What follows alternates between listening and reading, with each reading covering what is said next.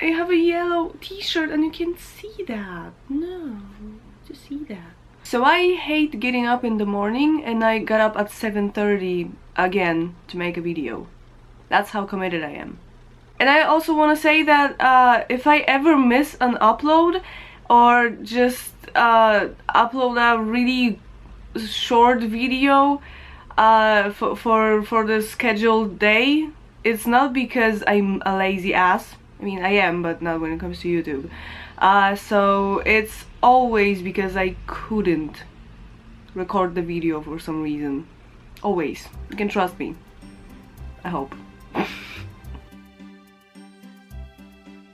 So for the last few days I've been thinking if Polish has words that look exactly like English words but mean different things. And I came up with 9, I think. Raz, dwa, trzy, cztery, 5, 6, 7, 8, 9. So far, of course, because there are probably more of them. Yeah, but before I start pointing them out, I'd like to explain a really important thing about Polish language that you maybe don't know about yet. Yeah. We inflect everything, almost everything. So that means that one word can have many variations depending on the gender, the person, and a case. And this applies to nouns, adjectives, and of course verbs. Okay, so now that we got that settled, I think we can go to the video. 10. A number in English and in Polish pronounced pretty much the same way, 10. It means this or the, but only for masculine nouns, and in 1 or 2 cases, and it depends. So for example, oh god, I forgot about the example. Where's my phone?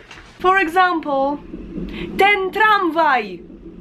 I was supposed to say 10 telephone, but the tram did the example for me. Thank you! No! That's a really confusing one for foreigners, I think, and many of people know about it. Yeah, when you say no in Polish, it actually means yes. I mean, it's not like a normal yes, because yes is tak, but no is this lazy yes, like yep, something like that. And yeah, and I remember watching a video of Matsan when Sansan, I think her name is, said that she likes to listen to Polish people talking on the phone because they're like no. Yeah, that's the thing. And also, no is a kind of a filling word in many sentences. It's really hard to find a translation for this function of this word, but we, for example, have an expression no właśnie, which means exactly, and many times people are starting a sentence from no, even though it doesn't really mean yes in that case. Yeah. To and do.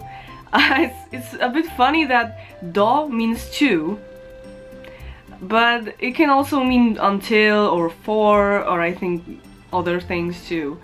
When to means this or it, but it's a bit complicated because it can also function as is, as a verb, even though it's not a verb. Because another complicated thing about Polish language is that you can say, you can build a positive sentence in 2 ways, because okay, maybe an example. If you want to say a dog is an animal, you can either say pies jest zwierzęciem with a normal verb of to be, or pies to zwierzę, and that's an equivalent sentence that doesn't have a verb but works as a sentence. Does that make sense? Anyway, you can just do it either way and it means the same thing. Yeah, I know, crazy, right? And this is it, is to jest to. Yeah. Also, to means so in many situations. Spore. In English, it's a tiny reproductive unit, when in Polish it's an adjective that means that something is quite big. No sexual innuendo in here unless you want it. And of course it applies to only some words, so it's for singular neuter nouns or to all the plural nouns, with some exceptions of course. So for example, spore to biurko. Spore pieniądze na nie wydałam. It's a total lie said about that exact desk, but it's just an example. Stare. To obstinately look at something. And in Polish, stare, it's a bit similar to spore, I think, but because it applies to the same cases, to the same situations, but it means old. So when you say stare babcie, it means old grannies. Sad. In English, a pretty negative feeling, when in Polish it means an orchard. You know, the garden with fruit trees and shit. There's also somb that I didn't even realize is that similar in spelling, but yeah, that means court. Won. A past win. And in and in Polish it's a bit funny because it means go away. It's a very rude way to banish someone. There's also woń, that again I didn't realize was that similar, and that means a scent, but it's a pretty old and not very common word anymore, so we rather say zapach instead of woń, but it's used sometimes, especially in jokes. Herb.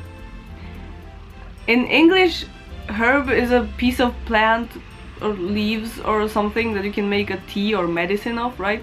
When in Polish it means coat of arms, which is a symbol of a geographical or cultural place, such as a city or a country or some kind of organization or a family. It's weird to have a 3-word thing closed in just 4 letters. So that's it. Maybe I'll try to find more of these words, because it's a bit entertaining trying to explain some things to you, especially the declension of Polish language. I might make a video on it one day, but it's super complicated. And maybe try to find words like that in your language if you're not English or American or Polish, or you can also try to find some more words in Polish. Yeah, and write me in the comments. It could be really funny to read. Yeah, so trams. So yeah, that's it. I'm out. I hope you liked the video, and yeah, see you in the next one. Bye. I'm really pale. At least my skin looks pretty nice, I guess.